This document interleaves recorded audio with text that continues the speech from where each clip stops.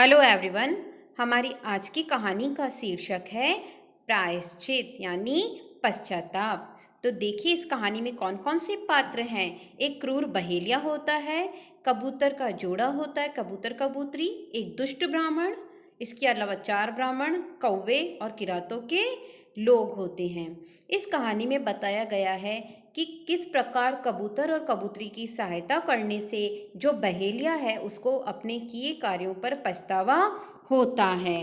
तो चलिए शुरू करते हैं हमारी कहानी। कंटक वन में एक क्रूर बहेलिया घूम रहा था। कौन घूम रहा था? एक बहेलिया घूम रहा था। क्रूर यानी जिसके मन में कोई भी दया नहीं होती है। उसने कई पक्षियों को फंसाने और पकड़ने की चेष्टा की यानी कोशिश की, किंतु उसे सफलता न मिल सकी। अब उसे क्या लगने लगी? भूख लगने लगी। भूख से व्याकुल बहेलिया इधर उधर मारा मारा घूम रहा था कि उसने वृक्ष की एक डाल पर अपने पंखों को तोलती हुई एक सुंदर कबूतरी को देखा। जैसे जब उसे भूख लग रही थी तो इधर उधर घूमने लगा, तो उसे एक बहुत ही सुंदर कबूतरी दिखाई दी। उसने कबूतरी को चुपके से पकड़ लिया और पिंजरे में बंद कर लिया। बड़ी प्रसन्नता से बहेलिये ने जंगल पार करके घर की ओर कदम बढ़ाए। जनवरी का महीना था, तो जनवरी में तो क्या होती है? बहुत सर्दी होती है। देखते देखते बादल पूर्व की ओर से उठा। तेज हवा वृक्षों को झकझोरती हुई चली। बर्फ के झंकोरों ने बहेलिये को इतना दुखी कर दिया कि उसके दांत से दांत बजने लगे। जब हमें भी ठंड लगती है तो आवाज़ आती है ना, दांत से कट कट कट कट। इसी तरह बहेलिये को भी ठंड लगने लगी।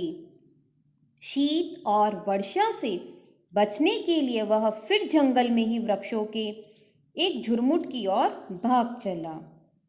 वर्षा रुक गई, किंतु रात्रि का अंधकार घिर आया था और आकाश में तारे जगमगाने लगे थे।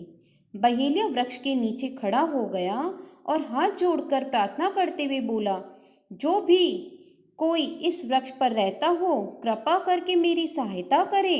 मैं शरणागत हूँ, दीन हूँ। इस समय में शीत और भूख दोनों से बेसुध हो रहा हूँ। अब देखिए जो क्रूर बहेलिया है वो ऐसे कहता है कि इस पेड़ पर, इस वृक्ष पर जो भी रहता हो मेरी मदद करो। संयोग से उसी वृक्ष की एक ऊंची डाल पर एक कपोत बैठा जोर जोर से विलाप करते हुए कह रहा था, हाय, न जाने आज कपोती कहाँ रह गई।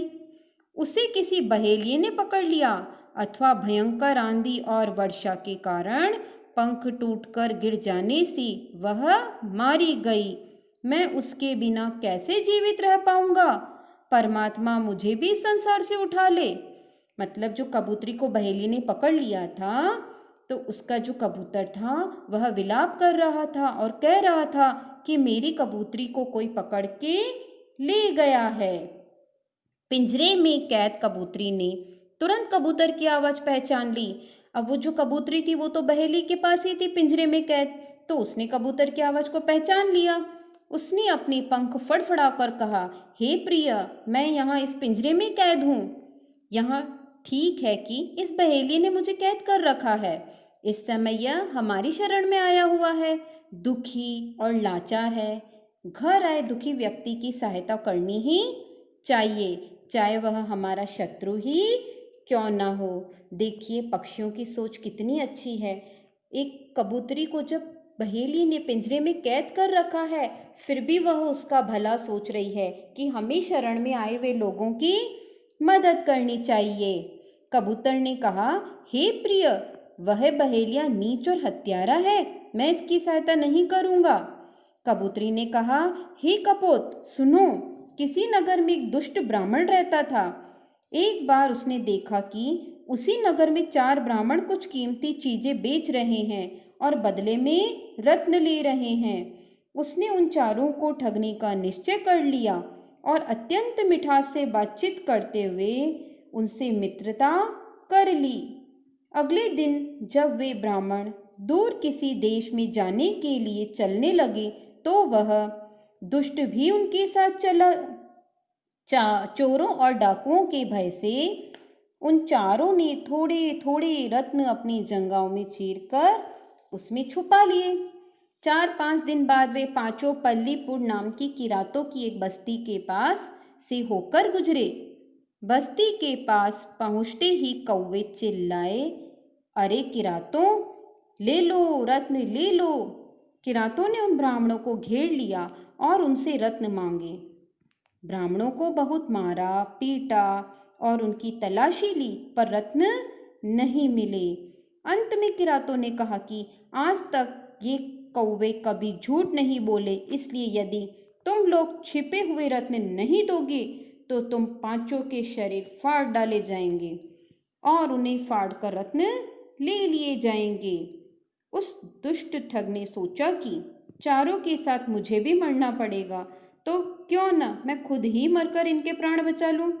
ऐसा सोचकर उसने किरातों से कहा, हमारे पास रत्न नहीं है। यदि तुम्हें विश्वास न हो तो पहले मेरे ही शरीर को चीर कर देख लो। मैं इन सबसे बड़ा हूँ, इसलिए मैं ही सबसे पहले मरना चाहता हूँ। यदि तुम्हें मारकर विश्वास हो जाए कि इन ब्राह्मणों के पास रत्न नहीं है तो इन्हें छोड़ देना। किरातों ने इस दुष्ट ब्राह्मण को चीर डाला, किंतु उन्हें कोई रत्न नहीं मिला। उन्हें विश्वास हो गया कि कौवों ने झूठ बोला था। उन्होंने चारों ब्राह्मणों को छोड़ दिया और अपने ठगी के धंधे को छोड़कर वे अच्छा जीवन बिताने लगे। कबूतरी ने कहा, हे स्वामी, उस ठग और दुष्ट ब्राह्मण ने त्याग के साथ साथ बुद्धिमानी भी की थी। यदि यह बहेलिया भूख और सर्दी से मर गया तो मैं भी इस पिंजरे में कैद रहकर ही मर जाऊंगी। इसलिए हमें भी शरण में आए इस बहेलिए की रक्षा करनी चाहिए। कबूतर उड़ा और कुछ ही देर में कहीं से जलती हुई लकड़ी उठाकर लाया। सूखे पत्तों में आग लगाकर वहीं पास ही बैठ गया। उधर बहेलिए ने जलती हुई आग में अपने को अच्छी तरह से तपकर सर्दी दूर कर ली।